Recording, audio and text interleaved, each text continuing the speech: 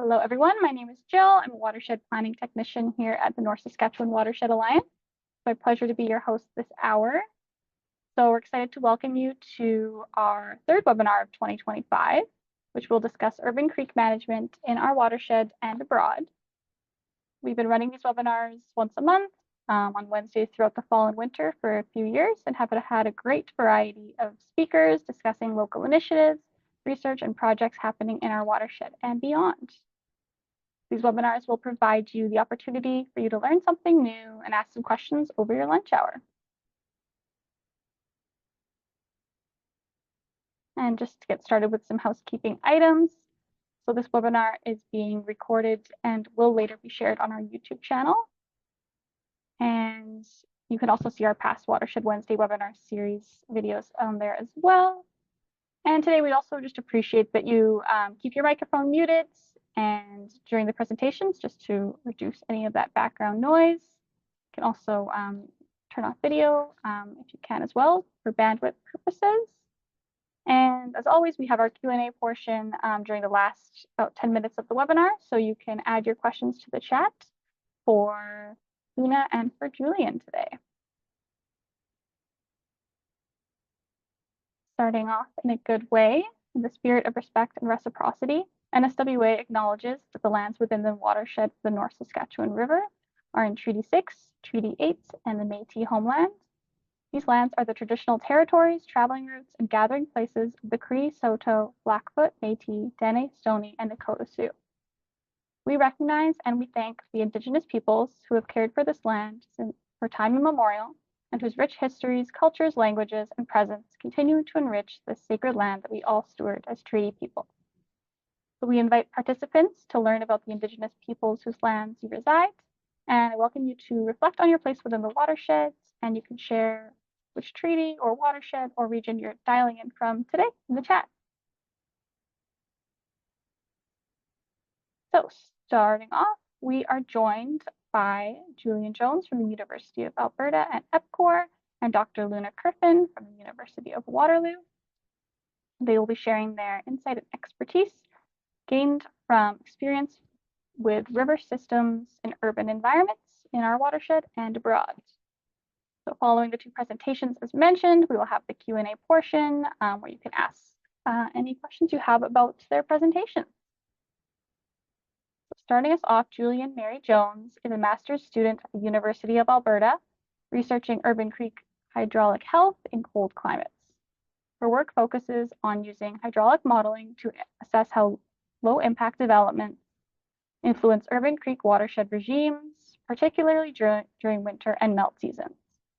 In addition to her academic research, Julian works with EPCOR's One Water Planning Group, where she supports creek modeling, data management, and geospatial analysis. She applies remote sensing techniques such as LiDAR and multispectral imagery to analyze land use changes, assess hydraulic connectivity, and create functional storm system-based mapping for the city of Edmonton. She's also developing a public-facing website using Esri's web experience to make Edmonton's creek data more accessible. Passionate about sustainable water management, Julia is dedicated to bridging the gap between research, policy, and community engagement. So thank you so much for joining us today, Julian, and I will let you share your slides now and get started. Thanks. Let's see if it'll pop up correctly.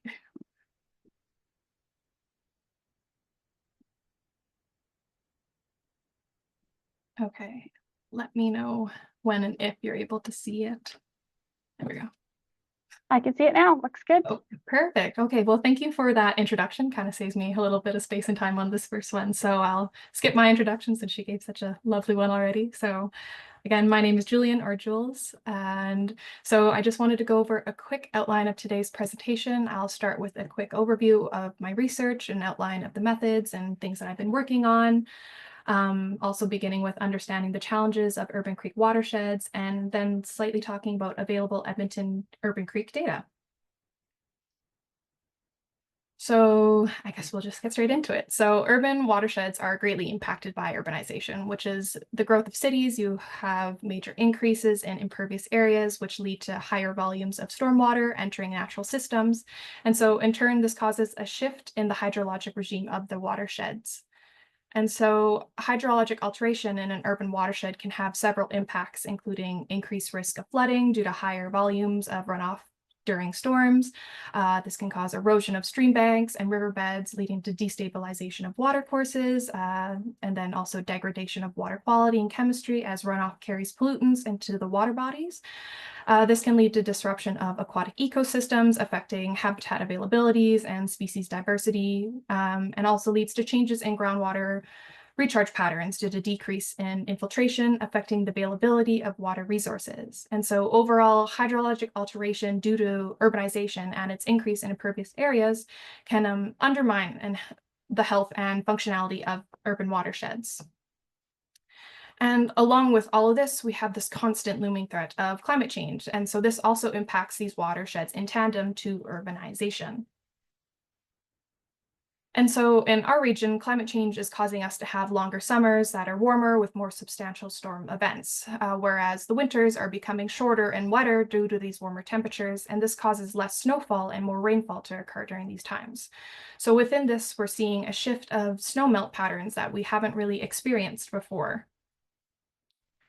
And so the shift from snowfall to rainfall in the winter months, along with changes in snowmelt patterns, can have serious implications for water availability and management. So this can affect everything from water supply for drinking and irrigation to stormwater management systems and even ecosystems reliant on these seasonal snowmelt patterns. And so to cut back to the landscape perspective and to give a visual example of how urbanization is affecting these hydrology. So when you're comparing typical runoff volumes from natural lands to urban areas, the natural areas have runoff volumes of about 10% of the total precipitation event. Whereas it's expected in urbanized areas, the runoff will increase to around 55% due to this imperviousness of these urban centers. And so from this figure, you're able to visualize the impact of not only runoff, but also how evapotranspiration and infiltration are being impacted and decreased within urbanized areas. And so to zoom in from a landscape perspective and to kind of look at the flow regime perspective, what we're seeing is that during storm events, the flow regime of these creeks and streams are reaching higher peaks in a shorter amount of time compared to a rural or natural watershed, which you can kind of see outlined here with this yellow curve within this hydrograph. And so furthermore, at the bottom right of the hydrograph, you can see that over time, base flow of these urban streams are dropping. And this can be attributed to the lack of infiltration that is occurring to the large amounts of impervious surfaces within our cities. And so with the shift in landscape and increase in these impervious areas and even possible redirection of water courses, all of these causes are causing a shift in the hydrologic regime of these urban creeks. And so adapting to these changes will require proactive measures such as investing in infrastructure to manage water resources more efficiently and enhancing resiliency to extreme weather events through measures like improved planning and disaster preparedness. And so now we'll get into how we might help fix some of these issues I brought up in the previous slides. And for my research, my mitigation strategies for urban creek watershed lies with the effects of low impact development features and the effects they can have on watersheds. So LIDs refer to a set of decentralized design and planning strategies aimed at managing stormwater runoff and reducing the impact of urban development on natural hydrology of an area. And so these practices prioritize sustainability and mimic pre-development hydrology processes to manage water where it falls and reducing the volume and rate of stormwater runoff into the natural environments that we see in our cities. And so just to give you guys a visualization of the type of LID features that I'm working in with my model, I have this slide here. And so the first one we have are bioretention cells, are depressions that contain vegetation grown in an engineered soil mixture placed above a gravel drainage bed. And so they provide storage, infiltration, and evapotranspiration of both direct rainfall and runoff captured from surrounding areas. And so examples of these are rain gardens, street planters, and even green roofs are all just types of variations of bioretention cells. The next one is infiltration trenches, which are narrow ditches filled with gravel that intercept runoff from upslope impervious areas, and they provide storage volume and additional time for captured runoff to infiltrate into the native soils below it. So these should be implemented next to places like major roads and industrial areas. And then finally, I also focus on vegetative swales, and these are channels or depressed areas with sloping sides covered with grass and possibly other native vegetation. And so they slow down the conveyance and the collected runoff and allow it to have more time to infiltrate into these native soils beneath it, similar to the infiltration trenches. And so from here, we'll kind of shift over to what I'm doing in my master's. So these are my objectives within my research. So the first one being assessment of the trend of alteration of creek hydrology during a historical period, where I use a model called PC-SWIM that is being developed and calibrated to address these issues at a watershed scale for creek hydrology. The second one being an assessment of eco-hydrological processes affecting LID's effectiveness during cold and warm seasons among different years and during the reference period. As we live in a cold climate, I think it's important to look at these things from those perspectives. Quantification of the impacts of future climate change on seasonal, annual, and decadal effectiveness of these LID features on the creek's hydrology. So analyzing of how global warming scenarios and changes in our natural hydrologic processes, which can be things like snow accumulation, melt, and runoff, affect LID functionings and the regulation of our creek's hydrographs.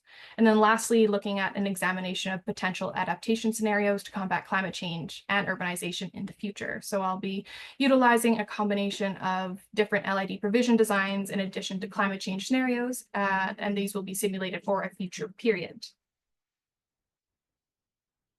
And so kind of a refresher on the study area that I'm working on, the watershed I've chosen is this study, and this study is the Whitemud Creek watershed, which is on the southern side of Edmonton and extends past the city limits and into several different municipalities. So one of the main reasons I chose this creek was because of the amount of area that it spans. So a small portion of Whitemud Creek sits within the city of Edmonton limits, which you can see delineated by this black line on the left.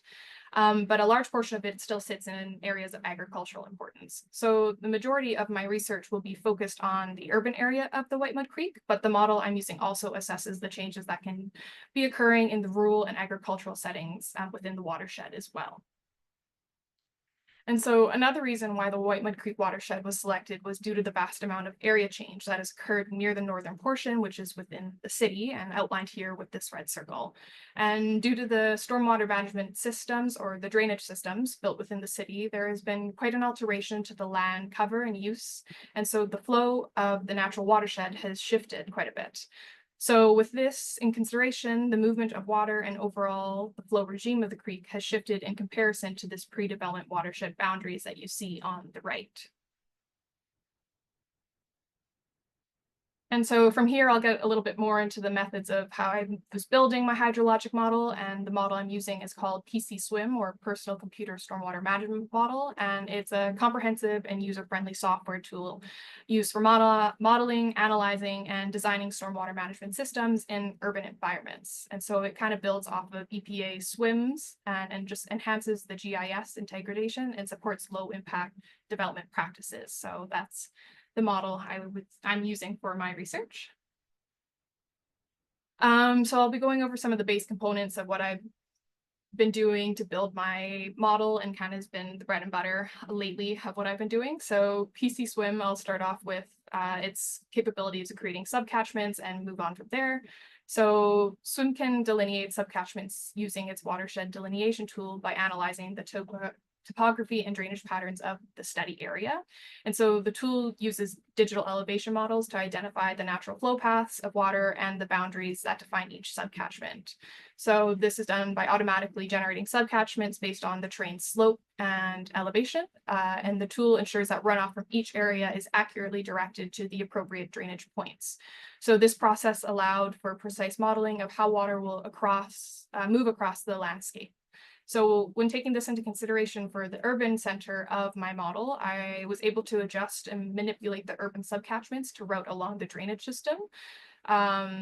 and then it would connect directly to the Whitemud Creek via outfalls. And so I manually adjusted many of these creek subcatchments within my model to align with the pipe systems. And this has led me to have over 4,000 subcatchments that range in size of less than 1 hectare to greater than 300 hectares.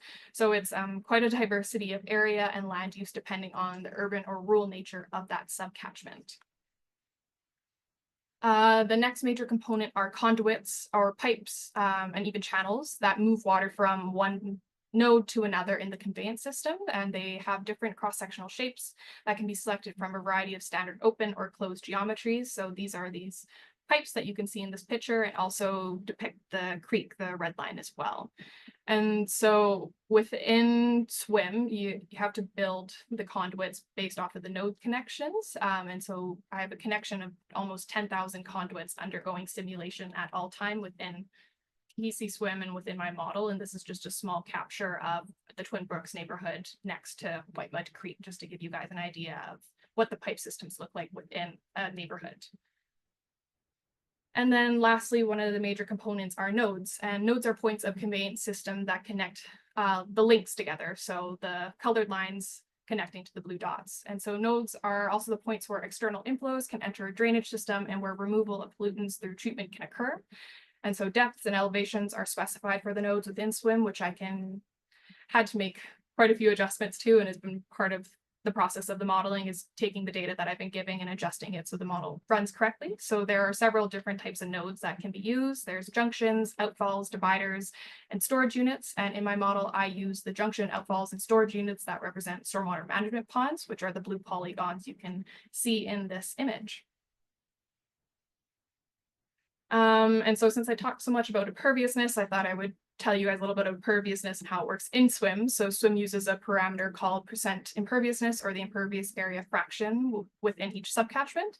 So this parameter represents the proportion of subcatchment area that is impervious. So those are things like roofs, roads, and pavements, and therefore contributes directly to the runoff without significant infiltration. So using a impervious raster data set seen in the image on the left here, weighted average for each subcatchment was calculated to estimate the percent impervious for each of the areas. And so the runoff generated in each subcatchment is calculated by combining the direct runoff from impervious surfaces and the runoff from pervious surfaces after infiltration losses have occurred.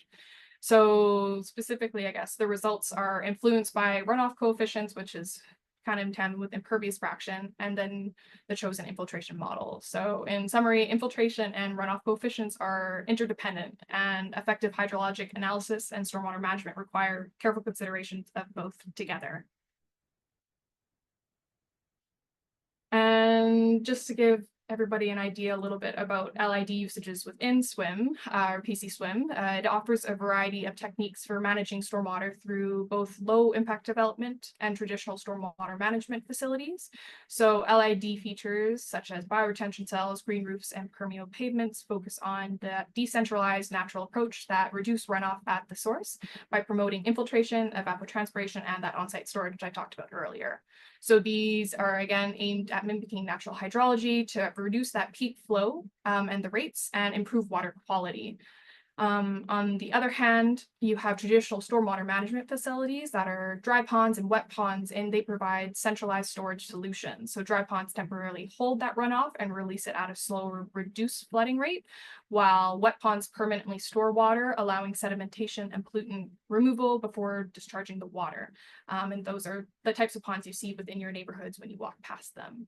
And so, of course, my focus is on LID features. And so LIDs are controls and represented by a combination of vertical layers where properties are defined as an on per unit basis. So this allows LID features of the same design but differing aerial coverage to easily be placed within different subcatchments of my study area. So during a simulation period, PC SWIM performs a moisture balance that keeps track of how much water moves between and is stored within each LID layer. And after LID placement and subcatchment percent impervious and width properties are changed, they may require some adjustment to compensate for the amount of original subcatchment area that has been replaced by that LID. So in this slide, it kind of just gives you an idea of before and after LIDs.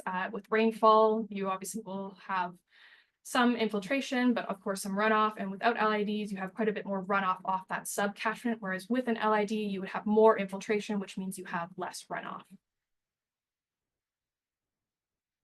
And so within my model right now, this is kind of an idea of where I'm running. I have 3 different hydrologic flow meters that I look at and calibrate my model off of. This is one of them, and it's the Whitemud. And I run it off of about an 8-year period, check and see how my model is simulating flow versus how observed flow is actually looking. So right now I'm still calibrating and trying to figure out which parameters are needing to be changed and shifted, whether or not it has to do more with land use or it has to do more with my climate data. So looking and seeing if my charts are flowing similarly enough or not enough and making adjustments. So kind of gives you an idea of where it's going and how long simulation times take. This can take anywhere between 9 hours to 10 days, depending on how long my data is running for. And so using some of that data eventually when it's calibrated and I can input all of my LID metrics in there, what we'll be looking at are metrics for good stream health. So these are things that include base flow, which is something like sustained flow in a stream that comes from groundwater discharge. And usually like healthy streams typically have a stable base flow, which support aquatic life during dry periods.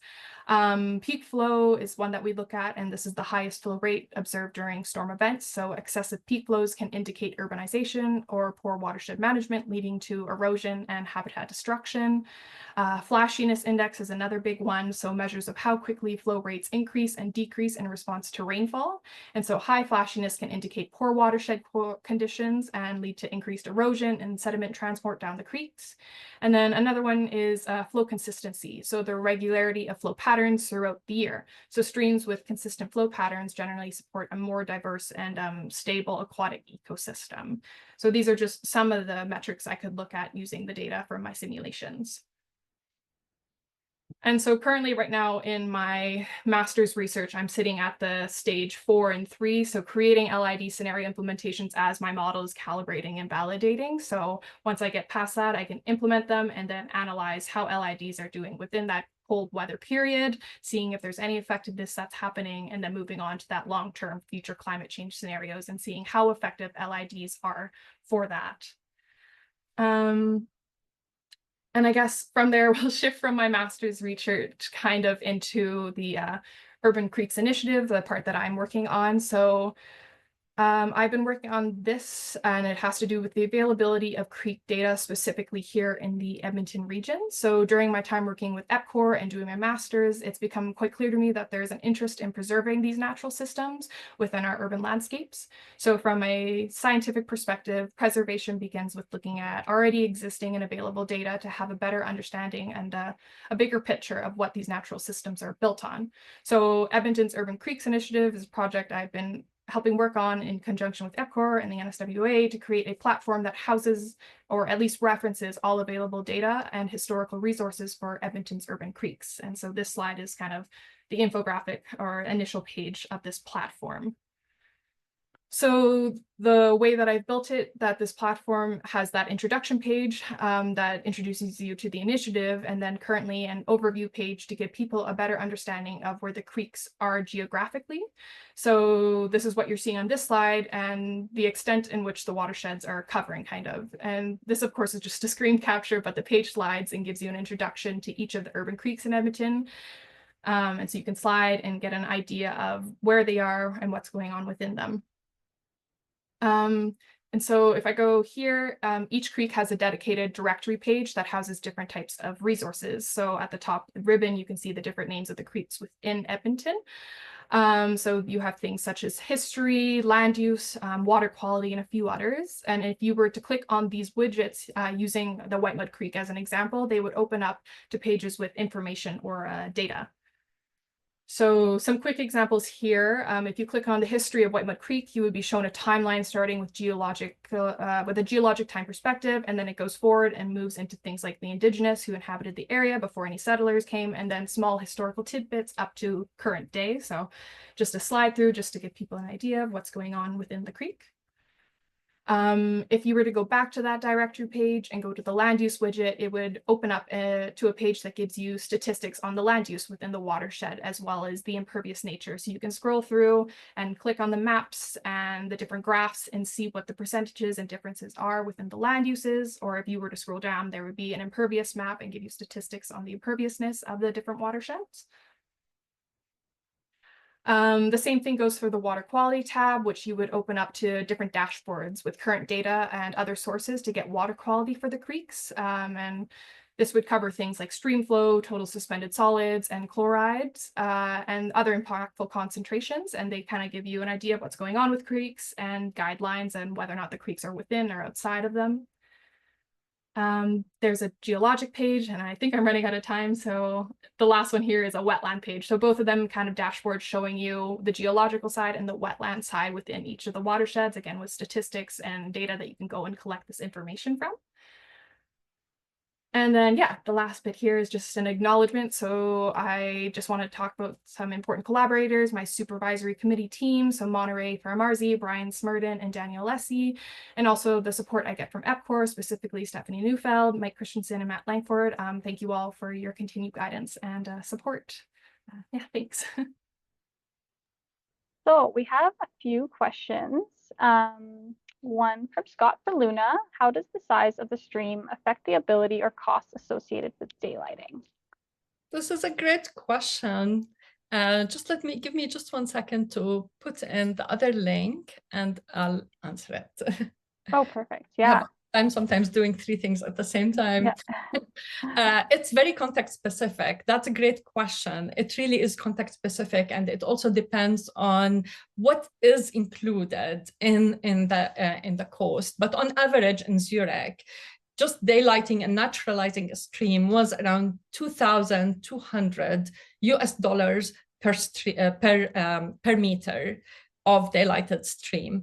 But if you are dealing, for example, in the city of Seoul, it was much more because there was also the integration of subway lines and bus lines and bike lanes and so on. So it is dependent on the urban context and what is being done. And are you demolishing, or are you, for example, as in the case of Zurich, some of the example as I showed, the developer is beginning to develop. So you are basically tackling the daylighting at the beginning of the development and working with the developer before the construction begins. So it's very context specific.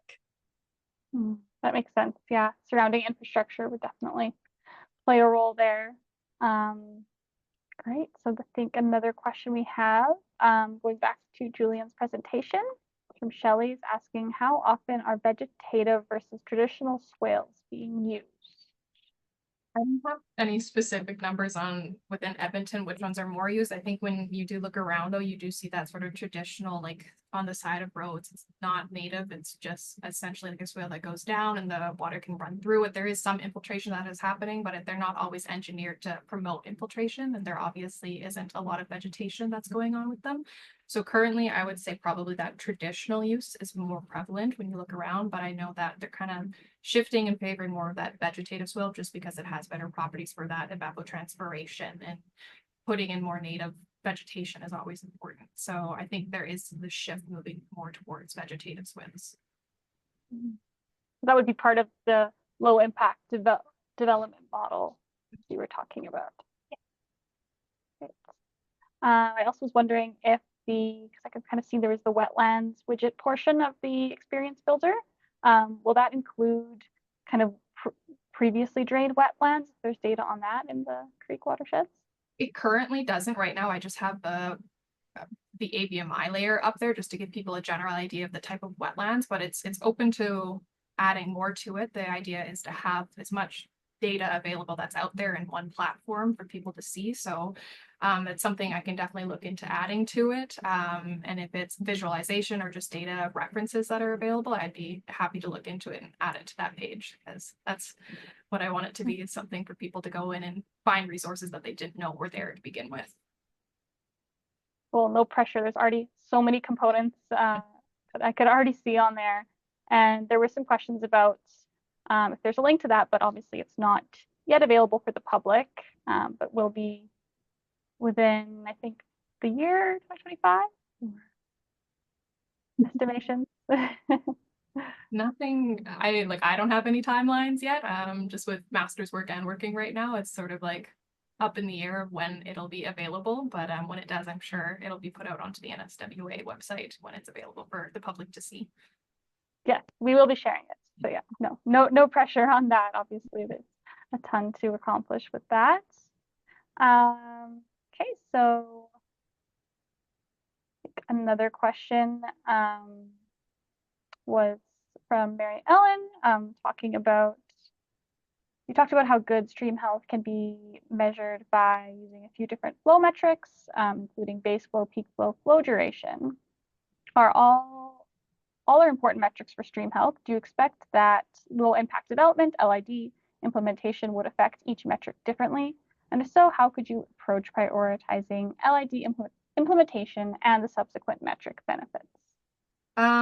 Different LIDs will have different impacts on metrics. So looking at base flow, that'll have to do with LIDs that look at infiltration. So if there's more LIDs that are being implemented that are focused on infiltration, and that's what we want to focus on for that metric, you would implement a certain percentage of LIDs into specific sites within a watershed. So depending on if it's like upstream or downstream, tend to have effects on how infiltration will be affected when you're implementing those. So it would really be a question of which metrics do we think are the most important to look at. Not that they're not all important, but there's only so many objectives you can apply to. And then deciding which LIDs and their placement within the neighborhoods, and if there is effective placement within the watersheds. So that's kind of what I'm looking at within my model, or different scenarios, different LIDs, and how that'll impact that hydrograph, and looking at, okay, if I put bioswales or if I put retention gardens, which one will have a higher impact on those like reaches or those peaks, and which ones will have better impacts on, patterns and durations. So it's looking at and seeing at, is there one that can affect them all, or is it looking at 3 different types and putting them together? Will that have the greatest impact, or different things I'm looking at within my model? Wow, very complex stuff.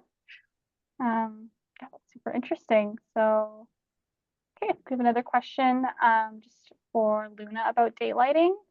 Scott was wondering if there was some public pushback to the daylighting initiatives in Zurich. It did sound like it had some good uptake, but So that's a great question, and I'd like also to address at the same time Robert Wild's question about which neighborhoods and which creeks are more amenable to daylighting. So this was very condensed, and I have lots of photos from Zurich.